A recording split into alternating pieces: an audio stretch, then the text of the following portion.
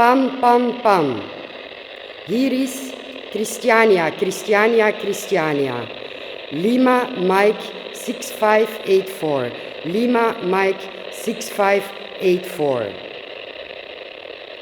We don't need a museum for conserving varieties. What we want is to grow them. Over. So the work in this gallery is a constellation of props that we use to represent a seafaring journey called Sea Journey. We are traveling on a 1895 wooden sailboat. It's a rescue boat. And we departed from Oslo September 17th, 2016 with a crew of 7, 3 Norwegian captains, an able-bodied sailor named Joe Riley, who's an artist from New York, Audrey Snyder, who is a chef and artist from New York. And with me today is Marta van Dessel, who I've been collaborating with for 10 years, on and off, and Martin Lundberg, who I've been collaborating with for about a year. We stop at various locations to meet farmers who are growing ancient grains. So in a sense, we're rescuing these seeds and shining light on them and sharing the work of these farmers with a broader audience. We have a small rescue boat that we put the seeds into, and then we carry that boat on our mothership, Christiania. And one of the first seeds we have, which is displayed in the gallery, is called Svedgerug, which is a Finnish rye that was grown by forest Finns who had emigrated to Norway in the mid-1800s. And they were farming in a way that's called slash and burn, which still exists around the world, which is basically coming to a forest, cutting it down, burning the stumps away, and growing for several years, and then moving on to a new location. And this is quite a sustainable practice, but as we scale up in our human population, this is not a sustainable practice. These Finns moved on, and the grain wasn't grown anymore, about the late 1800s.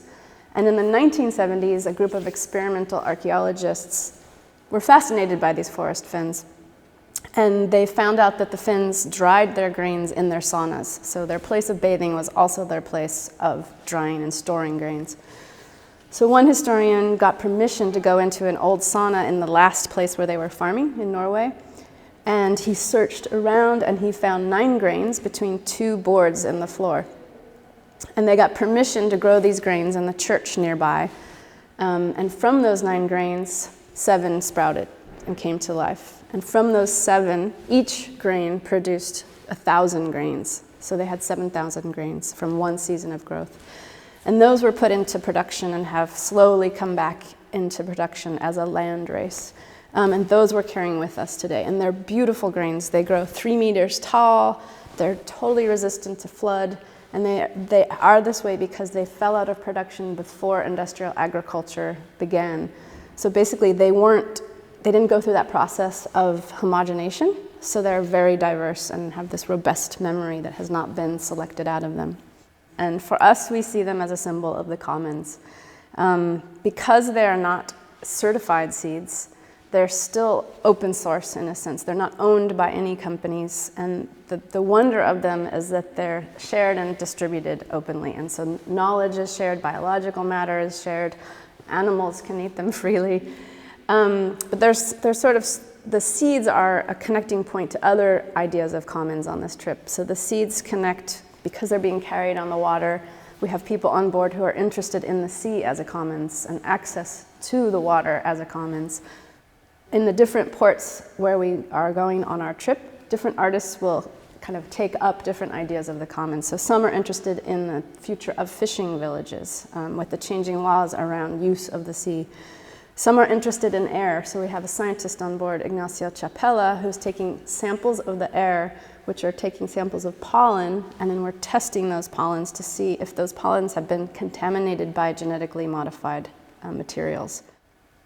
We usually bake bread with the grains that the farmers have been grown, and we try to use a local bake oven or oven.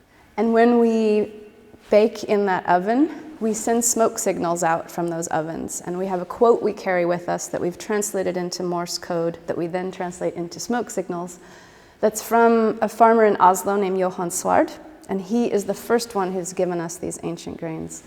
And when he gave them to us, he said, we don't need a museum to conserve varieties. What we want to do is to grow them.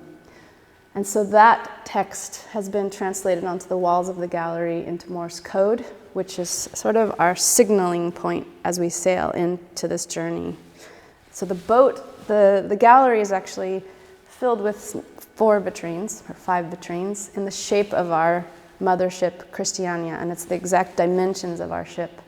And it's pointing towards this message, which is sort of our operating system.